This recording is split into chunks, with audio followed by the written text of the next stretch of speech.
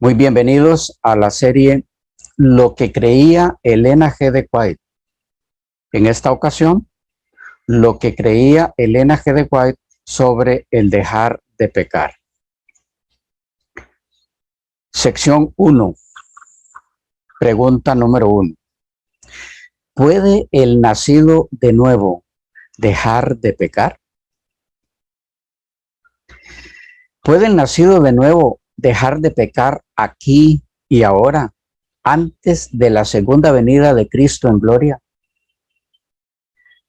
¿Se puede lograr un carácter sin pecado antes de la glorificación de los salvos en ocasión de la segunda venida de Cristo? ¿Puede el cristiano vivir a partir de su nuevo nacimiento una vida sin pecado como la que vivió Cristo? ¿O la vida sin pecado, el abandono del pecado, el dejar de pecar, el vivir una vida como la que Cristo vivió no es posible sino a partir de la segunda venida de Cristo? ¿Cuál de estos dos conceptos era el que creía y enseñaba Elena G. de White? Contestar esta pregunta es el propósito de esta serie, titulada Lo que creía Elena G. de White sobre el dejar de pecar. En esta serie no se analizan textos bíblicos por parte de este servidor, ya que hay otra serie de estudios dedicada a eso, titulada Perspectiva Bíblica sobre la Perfección Cristiana. La serie que nos ocupa está enmarcada solamente en los escritos de Elena G. de White, lo que ella creía al respecto. De allí su título general, Lo que creía Elena G. de White. La primera pregunta a responder en esta ocasión es, según Elena G. de White, ¿puede el nacido de nuevo dejar de pecar aquí y ahora?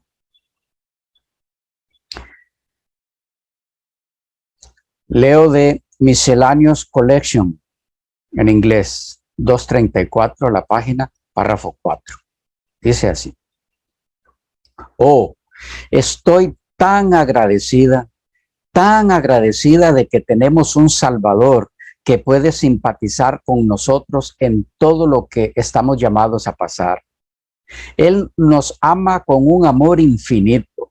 No debemos relacionarnos con Él de tal manera que pueda cumplir su propósito respecto a nosotros. Él desea limpiarnos del pecado. Mientras Juan el Bautista predicaba y bautizaba a orillas del Jordán, vio a Cristo que se acercaba a él y reconociéndolo como el Salvador gritó: «He aquí el Cordero de Dios que quita el pecado del mundo». ¿No deberíamos decidirnos a dejar que Cristo quite nuestro pecado? ¿Acaso pecar es un placer tan grande para nosotros que decidiremos seguir afligiendo a aquel cuyo corazón está lleno de infinito amor por nosotros? ¿Por qué no dejar de pecar? Podemos hacerlo por fe. Si nos aferramos a las promesas de Cristo y decimos: en mi mano no tengo ningún precio, simplemente a tu cruz me aferro. La razón por la que se puede dejar de pecar es que para pecar el ser humano debe dar su consentimiento. De otra manera, el pecado no se produce. Elena de White lo expresó así en El conflicto de los siglos, 510, la página edición digital. Dice: Satanás asaltó a Cristo con sus tentaciones más violentas y sutiles, pero siempre fue rechazado. Esas batallas fueron libradas en nuestro favor. Esas victorias nos dan la posibilidad de vencer. Cristo dará fuerza a todos los que se la pidan. Nadie sin su propio consentimiento puede ser vencido por Satanás. El tentador no tiene el poder de gobernar la voluntad o de obligar al alma a pecar. Puede angustiar, pero no contaminar. Puede causar agonía, pero no corrupción. El hecho de que Cristo venció debería inspirar valor a sus discípulos para sostener denodadamente la lucha contra el pecado y la tentación. En esta misma dirección se lee en el Discurso Maestro de Jesucristo, página 12, edición digital, así: aunque la calumnia puede ennegrecer el nombre, no puede manchar el carácter. Este es guardado por Dios. Mientras no consintamos en pecar, no hay poder humano o satánico que pueda dejar una mancha en el alma. Discurso Maestro de Jesucristo, página 32.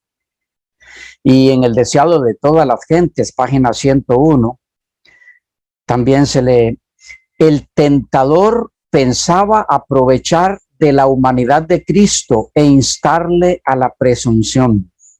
Pero aunque Satanás puede incitar, no puede obligar a pecar.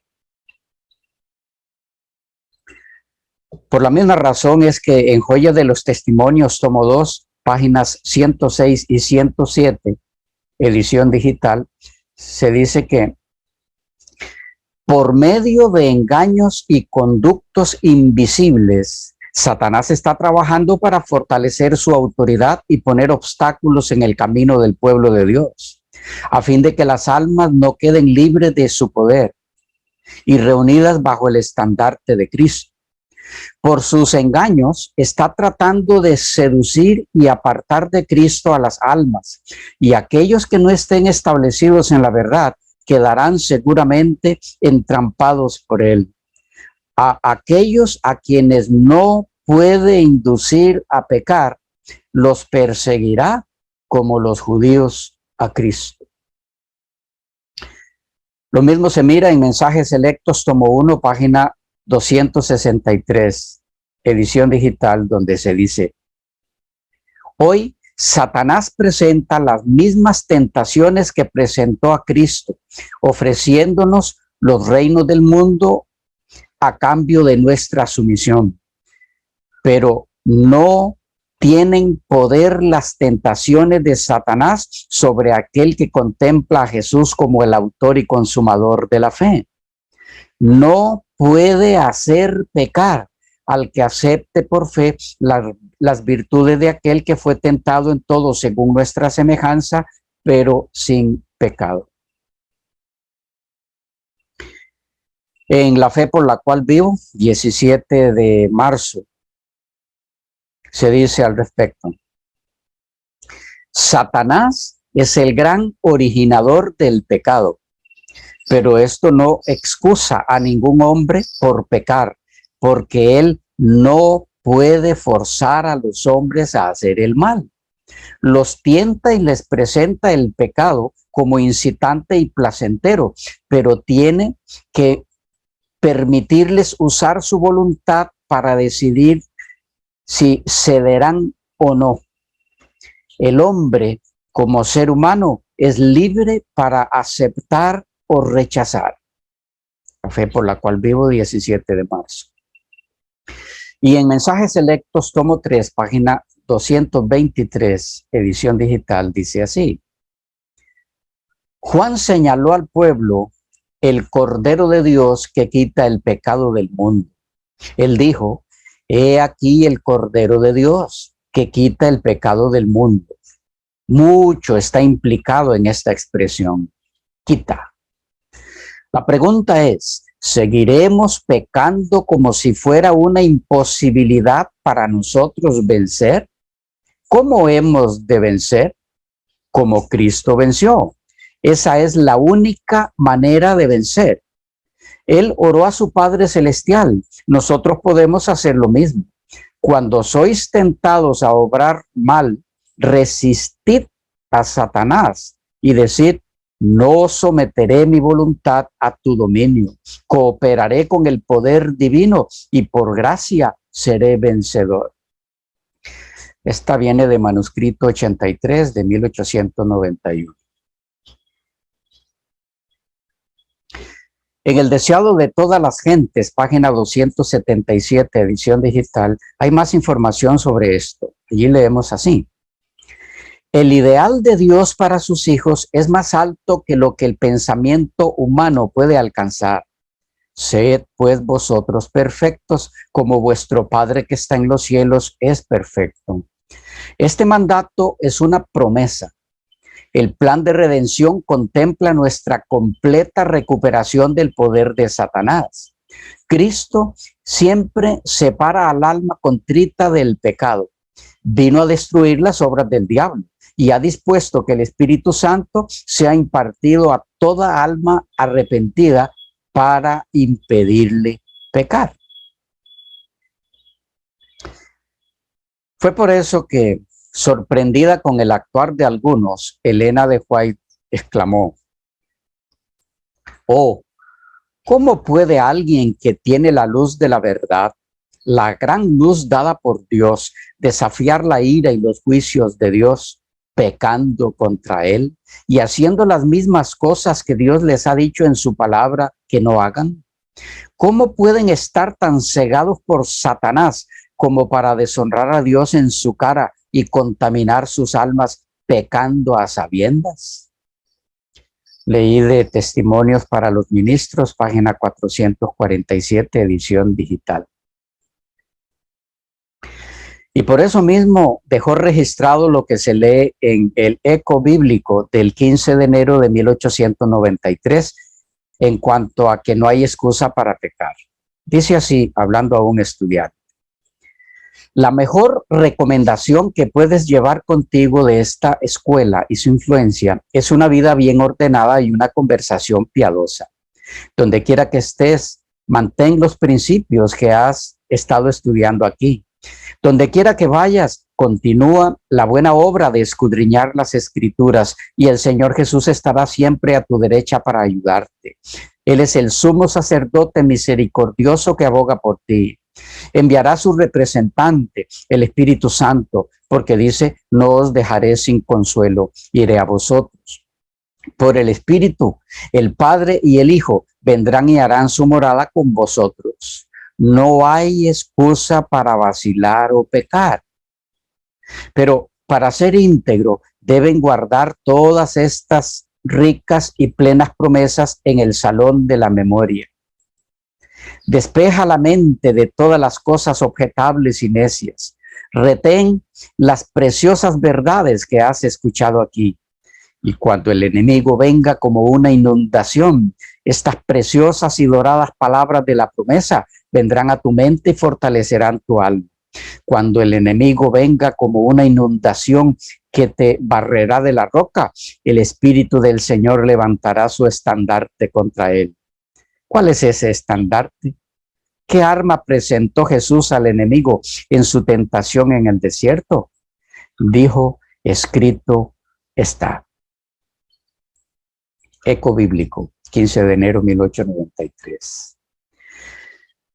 Ese mismo pensar, hermanos y amigos, puede verse en lo que leemos en el Reformador de la Salud, inglés, del 1 de diciembre de 1872. Dice así: muchos se lamentan de la desobediencia de Adán, que trajo al mundo el pecado, el sufrimiento y la muerte. Seguramente los mismos deberían dejar de transgredir, pero en lugar de actuar mejor que Adán, siguen un curso de transgresión, aumentando así la marea de aflicción. Pero que los hijos de Adán, que tienen ante sí el ejemplo de su padre con todos sus terribles resultados, dejen de pecar, en lugar de quejarse de su padre, mientras ellos mismos hacen cosas peores que él. Como puede verse, este asunto es más que serio. De allí que en la Review and Herald del 29 de marzo de 1892 tenemos lo siguiente: El Salvador declara: No podéis servir a Dios y a las riquezas, y cada uno de vosotros que persiste en pecar contra Dios cuando ha tenido una luz tan grande, se perderá, a menos que se arrepienta. ¿Os imagináis que podéis dar el mensaje del tercer ángel al mundo mientras sois todavía carnales y corruptos, mientras vuestros caracteres son todavía pecaminosos? Nadie pone un pedazo de tela nueva en un vestido viejo, porque lo que se pone para llenarlo quita el vestido y la rotura se hace peor. A menos que sus corazones sean vaciados del pecado cada día, a menos que sean santificados por medio de la verdad, será mejor que no toquen el mensaje de Dios. No podéis limpiaros a vosotros mismos, pero viniendo a Jesús en humildad, en contrición, rindiéndoos a Dios por los méritos de la justicia de Cristo, podéis tener una experiencia en las cosas de Dios y probar los poderes del mundo venidero. Entonces tendréis fruto para la vida eterna. Review and Herald, 29 de marzo, 1892, párrafo 10. Esto es así, hermanos, porque si no dejamos de pecar, Cristo nunca estará en nosotros. Veamos cómo lo expresó Elena G. de White en Señales de los Tiempos, marzo 3, 1890, párrafo 3. Dice así: para dejar que Jesús entre en nuestros corazones, debemos dejar de pecar. La única definición de pecado que tenemos en la Biblia es que es la transgresión de la ley. La ley tiene un gran alcance en sus demandas y debemos poner nuestros corazones en armonía con ella. No puede ser de otra forma, amados hermanos, porque si no dejamos de pecar aquí y ahora, nos inhabilitaremos para ser trasladados al cielo. Es así que en un llamamiento solemne, 1870, página 75, párrafo 1, dice: los que profesan ser discípulos de Cristo deben ser elevados en todos sus pensamientos y actos y deben darse cuenta siempre de que son aptos para la inmortalidad y que si se salvan deben ser sin mancha, ni arruga, ni nada semejante. Su carácter cristiano debe ser sin una mancha, o serán declarados no aptos para ser llevados a un cielo santo, para morar con seres puros y sin pecado en el reino eterno de Dios.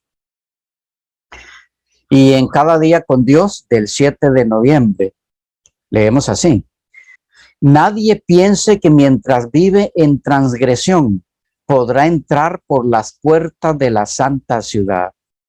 Aquellos que se encuentran en rebelión contra Dios cuando Cristo venga no serán admitidos en las cortes celestiales. Ningún rebelde entrará en el cielo. Cada Día con Dios, 7 de noviembre. Lo mismo en Dios nos cuida, del 13 de septiembre. Dice: Dios no aceptará nada menos que una rendición incondicional. Los cristianos medio convertidos y pecadores nunca entrarán en el cielo. Allí no encontrarían felicidad, porque no saben nada de los principios elevados y santos que gobiernan a los miembros de la familia real. En el mismo devocional del 8 de octubre dice: Dios es honrado solo cuando los que profesan creer en Él son amoldados a su imagen. Debemos representar ante el mundo la belleza de la santidad, porque nunca entraremos a través de las puertas de la ciudad de Dios hasta que perfeccionemos un carácter como el de Cristo. Si nosotros con confianza en Dios nos esforzamos por lograr la santificación, la recibiremos. Entonces, como testigos de Cristo, daremos a conocer lo que la gracia de Dios ha producido en nosotros. Miremos la siguiente declaración que está cargada de orientación al respecto. Está en Exaltada Jesús, noviembre 28, y dice así: El viaje más largo se completa dando un paso a la vez. Una sucesión de pasos lleva al final del camino. La cadena más larga está compuesta por eslabones individuales. Si uno de estos eslabones está fallado, la cadena es inútil. Así también sucede con el carácter. Un carácter bien balanceado se obtiene mediante actos individuales bien desempeñados. Un defecto que se cultiva en lugar de vencerse hace que el hombre sea imperfecto y cierra delante de él los portales de la ciudad santa.